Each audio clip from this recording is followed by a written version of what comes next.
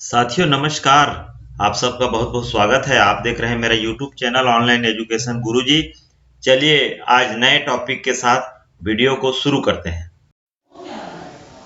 शिक्षक साथियों, ये फरवरी का महीना है और फरवरी के माह में आप सबको पता है हमको आयकर गणना पत्रक देना रहता है। आयकर गणना पत्रक में हम किस प्रकार से उसको अपनी बेसिक जानकारियों को भरेंगे, इसकी पूरी डिटेल मैं आपसे शेयर करना चाह रहा हूं और इसको आप स्टेप बाय स्टेप शुरू से अंत तक देखें ताकि आपसे कोई जानकारी छूट न जाए। तो इसके लिए सबसे पहले एक तो हमको विकासखंड शिक्षा अधिकारी या हमारे जो डीडीओ रहते हैं, डीडीओ से एक वेतन गणना पत्रक मिलता है हमको, जिसमें हमारे वेतन की सकल राशि का विवरण रहता है। इस प्रकार से एक वेतन विवरण का जो पत्रक है वो हमको ऑफिस से जनरली मिलता है। एक्चुअल में ये होता कुछ नहीं है, ये हमको प्रति माह जितनी राशि वेतन से प्राप्त होती है उसी का एक लेखा जोखा रहता है। जैसे इसमें हमारा क्या रहता है, मूल वेतन क्या रहता है, ग्रेड वेतन क्या रहता है, महंगाई भत्ता, गृह भाड़ा भत्ता, चिकित्सा भत्ता, विकलांग भत्ता, विशेष भत्ता, योग, और उसमें जो कटौती होती है हमारी मासिक कटौती, जैसे जीआईएस करता है, सीपीएस की राशि कटती है हमारी, आयकर अगर हम कटवा रहे हैं तो आयकर कटती है, और हम समय समय पर जैसे मुख्यमंत्री राहत कोष है या प्रधानमंत्री राहत कोष है उस पर हम भी डोनेशन देते हैं, या फिर और कहीं भी मान लो अगर हम डोनेशन दे रहे हैं अपने तरफ से तो वो भी यहाँ पर कैलकुलेशन करके कुल मिलाकर ये है कि हमको पूरी साल भर में कितनी राशि मिलती है, चाहे वो एरियस के रूप में हो या फिर मंथली वेतन के रूप में हो, और हमारी उसकी कटौती मंथली किस प्रकार से होती है और वार्षिक कितनी होती है, उसकी पूरी गणना यहाँ पर रहती है। तो यहाँ आप देख पा रहे होंगे, यहाँ पर आपको एक वेतन चार्ट हमको यहाँ पर दिखाई दे रही है। 21-22 का जो है वित्तीय वर्ष में हमारे इतना वेतन हमको मिला है, और इसमें से जीआईएस, सीपीएस, डोनेशन जो अपन मुख्यमंत्री रिलीफ कोष में दिए हैं उसकी जानकारी होके कुल देय वेतन यहाँ पर दिख रहा है। तो ये पूरा चार्ट, जैसे डीए अपने को मिला है तो डीए का भी यहाँ पर शो हो रहा है, ये आप देख रहे हैं, ये हमको मिल जाता है, हमको हमारे डीडीओ से ये मिल जाता है। अगर डीडीओ से नहीं भी प्राप्त हुआ तो इसको हमको बनाना चाहिए, हमको अपने तरीके से हमको इसको बना लेना चाहिए ताकि इसमें किसी प्रकार की त्रुटि ना हो। ये एक्चुअल में आप जब पे स्लिप देखेंगे आप मंथली तो उसमें आपको ये सब मिल जाएगा, और पे स्लिप से आप इसको गणना भी कर पाएंगे। तो ये सुविधा के लिए डीडीओ से हमको दी जाती है। अब इसको हम कहाँ कहाँ क्या भरेंगे, इसके लिए हमको आयकर गणना पत्रक, आयकर गणना पत्रक हमको 3 पेज 4 पेज में यहाँ पर मिलती है जो इनकम टैक्स डिपार्टमेंट की ओर से। इसको हम लोग क्या है, हमारी अमूमन जो है सभी जानकारियां लगभग लमसम एक प्रकार की होती हैं, उसको ध्यान में रखते हुए हम एक आयकर गणना पत्रक 1 पेज का उसको शार्ट करके हमको जो जो आवश्यकता है उसको करके हम लोग यहाँ पर बनाए हैं। तो हम इसको बिंदुवार समझते हैं। सबसे पहले ऊपर में आप देख रहे होंगे सकल वेतन। सकल वेतन आपको किसी भी सोर्स से आपकी जो वेतन है, पूरी की पूरी जो वेतन जितनी मिलती है उसको आपको यहाँ पर लिखना है। तो इसके लिए आप देख रहे होंगे ये मासिक परिलब्धियां यहाँ पर दिख रहा है, और योग कालम में यहाँ पर अंत में यहाँ पर दिख रहा होगा आपको इस जगह को में, जैसे मान लो यहाँ पर 6,96,772 रुपए आपको दिख रहा है ये। इसके बाद हमारी जो सीपीएस राशि की कटौती हुई है ये मासिक रूप से 67,188 रुपए हुआ। तो हमारा जो सकल वेतन क्या होना चाहिए, एक्चुअल में क्या होता है, सीपीएस की राशि हमारी जितनी कटती है उतनी ही राशि गवर्नमेंट देती है हमको। ये हमको इस चार्ट में नहीं दिया गया है। जो हमारा डीडीओ या नियोक्ता के द्वारा हमको जो राशि दी जाती है वो इसमें शो नहीं हो रहा है, किंतु वो हमारा जो प्राण अकाउंट है, प्राण अकाउंट जो सीपीएस जो अकाउंट है उसमें जमा होती है। कुल मिला के वो हमारे आय में गणना होगी। इसलिए जब आप सकल वेतन की गणना करेंगे तो आप यहाँ का कुल परिलब्धियां में आप जो है इसको आप जोड़ देंगे, आपके सीपीएस राशि को यहाँ पर जोड़ देंगे। और जैसे मान लो 696 और 67,000 का जोड़ूंगा तो 7,63,960 इस तरह से होता है मेरा आंकड़ा। तो यहाँ पर मैं 7,63,960 को यहाँ पर लिखूंगा। अब इसके बाद जब हम नीचे उतरेंगे यहाँ, तो गृह ऋण ब्याज, अगर आपने होम लोन लिया है तो उसका जो ब्याज होता है वो आपके पूरे के पूरे सकल राशि में से घटना चाहिए। तो आप यहाँ पर गृह ऋण ब्याज में यहाँ पर केवल और केवल उसके ब्याज को यहाँ पर आप लिखेंगे। मैं लोन नहीं लिया हूं, गृह ऋण नहीं है मेरा, इसलिए मैं यहाँ पर कुछ नहीं लिखा। अब यहाँ पर एनपीएस नियोक्ता अंशदान, यहाँ पर जो हम सकल राशि हमारी जो ग्रॉस अमाउंट थी उसमें हमने एनपीएस की राशि को जोड़ा था यहाँ पर और यहाँ पर टोटल किया था। तो ये यहाँ पर इस सकल राशि में से, सकल वेतन में से यहाँ पर पहले ही घट जाएगा। गणना के पहले जो हमारी इनकम टैक्स के लिए गणना राशि होगी उससे पहले पहले यहाँ पर घट जाएगा। और मानक कटौती आप सबको पता है कि राज्य शासन के सभी कर्मचारियों को आप अगर पुराने रिडीम्स को चुनते हैं तो उसमें 50,000 की मानक कटौती का आपको प्रावधान है। तो ये दोनों कटौती मेरा होगा, इसको दोनों को मैं जोड़ दूंगा और जितनी राशि होगी इसको सकल वेतन में घटा दूंगा और इसको इस कॉलम में लिख दूंगा। यहां पर आप देख रहे होंगे राशि का 2 कॉलम है, एक तो इस कॉलम को देख रहे होंगे और इस कॉलम में। ये 2 कॉलम बनाने का क्या अर्थ होता है, यहां हम कैलकुलेशन करते हैं, जो भी राशि होती है उसका कैलकुलेशन करते हैं और अंतिम रूप से जो राशि हमको प्राप्त होती है कैलकुलेशन के बाद उसको हम इस कॉलम पर लिखते हैं। इसलिए यहां पर 2 कॉलम दिया गया है। जैसे सकल वेतन ये फाइनल है हमारा, यहां पर जैसे हमारी कटौती घटाइए वाला कॉलम है, ये भी है ये भी है, तो दोनों मिला के हमारा जितना हो रहा है, मान लो 1,17,000 समथिंग हो रहा है, तो ये पूरा ये दोनों मिला के यहां पर घटने के बाद ये फाइनल अमाउंट आया, तो यहां पर हम लिख दिए। अब इसको गृह संपत्ति से आए या अन्य स्रोतों से और आपकी अगर इनकम हो रही है तो इसको आपको यहां पर देना है। मेरी अन्य स्रोतों से इनकम नहीं हो रही है तो मैं यहां पर नहीं दे रहा हूं। सकल आय, ये उदाहरण के लिए आपको मैं बता रहा हूं, हो सकता है मैं एक्चुअल मैं जो करूं वो अलग चीज है।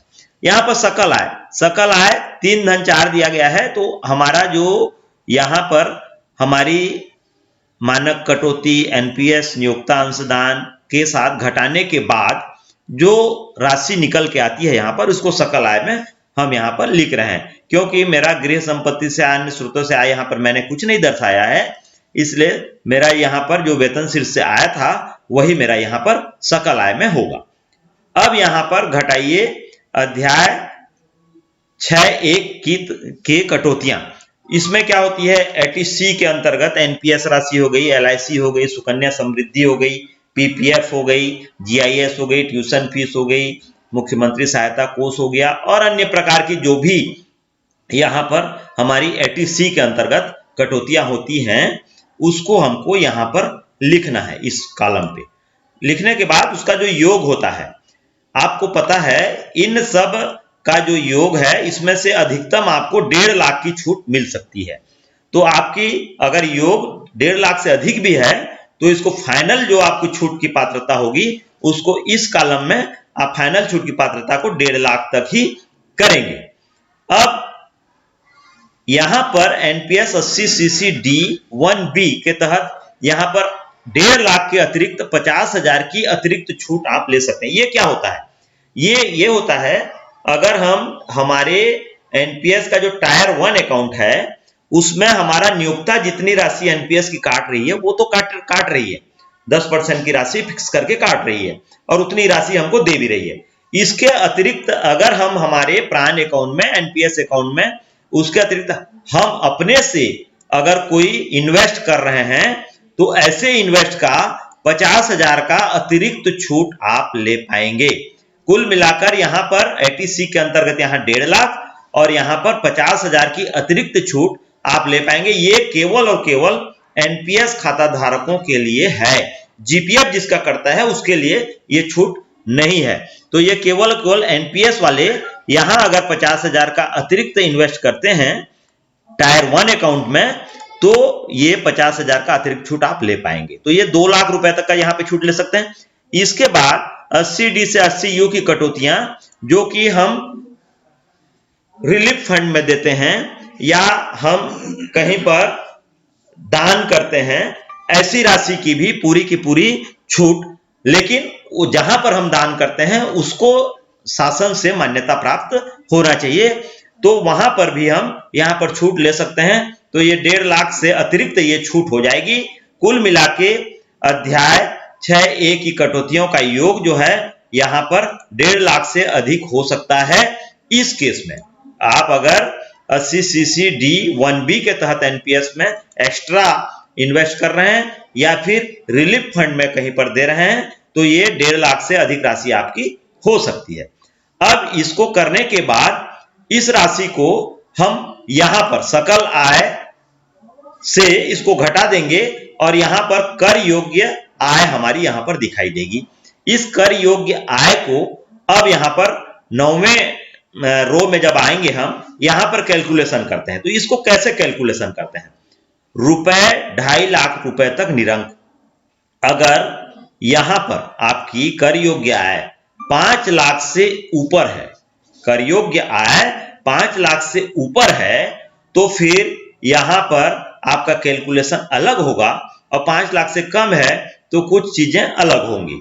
तो यहां पर देखिए 5 लाख से यहां पर कम है इसलिए मुझको 87A के तहत 12,500 की छूट प्राप्त होगी। लेकिन अगर 5 लाख से मेरी इनकम अधिक आ रही है, यहां पर कर योग्य आय अगर अधिक आ रही है तो मुझको ये 12,500 की छूट यहां पर प्राप्त नहीं होगी।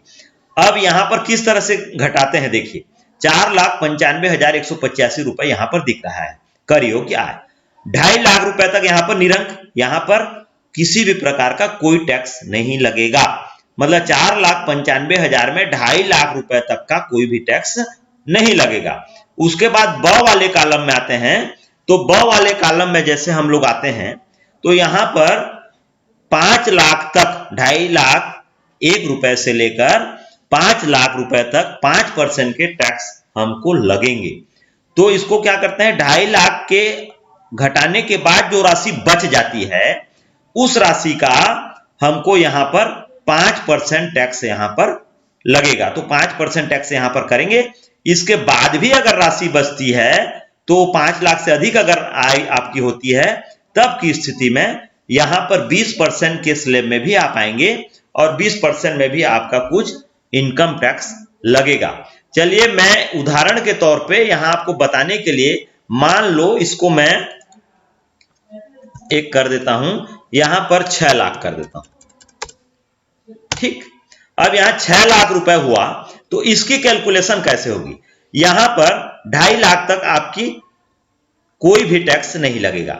इसके बाद यहां पर 2.5 लाख 1 से लेकर 5 लाख तक, 5 लाख तक मतलब यहां सीधा सीधा 12,500 रुपए का टैक्स हो जाता है हमारा 5 लाख तक। ये 12,500 हो गया।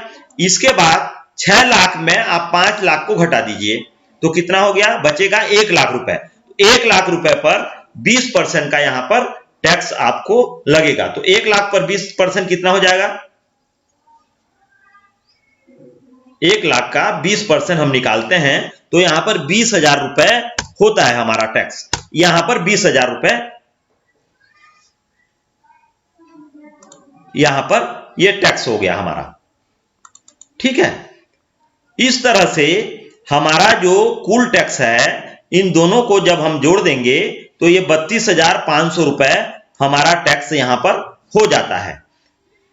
अब अगर 6 लाख यहां पर हो गई तो फिर 12,500 रुपए का जो छूट हम यहां पर ले रहे थे ये छूट हमको यहां पर नहीं मिलेगी, यहां पर 0 हो जाएगी। और यहां फिर आगे देय आयकर की गणना 32,500 होगी। इस पे 4% का जो शिक्षा उपकर लगेगा। तो 32,500 रुपए यहां पर मैं जोड़ लेता हूं। ये हो गए 32,500 रुपए में 4% का जो एजुकेशन सेंसस है वो लगेगा तो ये 1,300 रुपए होता है। तो इस तरह से यहां पर 89A के तहत रिलीफ अगर आपको उस वर्ष किसी पिछले वर्षों का एरियस राशि मिला हुआ है और वो आय में गणना हुई है तब की स्थिति में यहां पर आपको इस रिलीफ आप इसको ले पाएंगे। अगर यहां पर नहीं हुआ तो कुल मिलाकर हम यहां पर इन दोनों को 32,500 और 1,300 एजुकेशन सेंसस को जोड़ देंगे तो यहां पर कुल जो देय आयकर है वो यहां पर निकल जाएगा। तो कितना हो जाता है? दोनों को जोड़ने पर 33,800 रुपए ये हमारा इनकम टैक्स होगा। कुल आयकर हमारा यहां पर मान लो छूट हमारा 0 हुआ किसी प्रकार का छूट हम नहीं लिए, तो कुल आया कर 33,800 हो गया ये। इसके बाद अगर पहले इनकम टैक्स पटाया है, मान लो आपने 10,000 इनकम टैक्स पटाया है, तो यहां पर 10,000 कर देंगे और वो 10,000 घट जाएगा और कुल जो पटाने योग्य जो इनकम टैक्स है यहां पर 23,800 रुपए यहां पर होगा। तो यहां पर मैं अगर आपकी इनकम 5 लाख से ऊपर होती है तब की स्थिति में बताया, और यहां जैसे मेरी जो इनकम थी ये 4,95,000 हो रही थी, जो कि 5 लाख से कम ही है यहां पर, तो अधिक से अधिक मुझको 5% के स्लैब में ही मैं जाऊंगा, उससे अधिक 20% के स्लैब में मैं जाऊंगा ही नहीं। तो मेरा 12,259 रुपए मेरा यहां पर इनकम टैक्स हो रहा था, जो कि अब मुझको 12,500 छूट 87A के तहत मैं 12,500 तक का छूट यहां पर मैं हकदार हो जाता हूं, इसलिए 12,259 रुपए यहां पर मेरी छूट हो जाएगी। और इधर मुझे हमारा इनकम टैक्स ही जीरो हो गया, तो फिर एजुकेशन सेंसस भी नहीं लगेगा और निरंक हो जाएगी। इस तरह से अब अपने आयकर गणना पत्रक को आप भरेंगे तो आपको आगे किसी प्रकार की कोई परेशानी नहीं होगी। आपको ये जानकारी अच्छी लगी हो तो अपने दोस्तों के साथ शेयर जरूर करें। यदि ये वीडियो आपको अच्छी लगी हो तो अपने दोस्तों के साथ शेयर करें, कमेंट्स करें, लाइक करें, ताकि मैं इस तरह की वीडियो लेके आता रहूं। यदि आप मेरे चैनल में पहली बार आए हैं तो प्लीज सब्सक्राइब कर लें, ताकि इस तरह की वीडियो जब भी लेके आऊं मैं, नोटिफिकेशन आपको पहले मिले और आप उस वीडियो को देख पाएं। मेरे चैनल के सब्सक्राइबर हैं तो मेरे साथ बने रहें। धन्यवाद। जय हिंद, जय भारत, जय छत्तीसगढ़।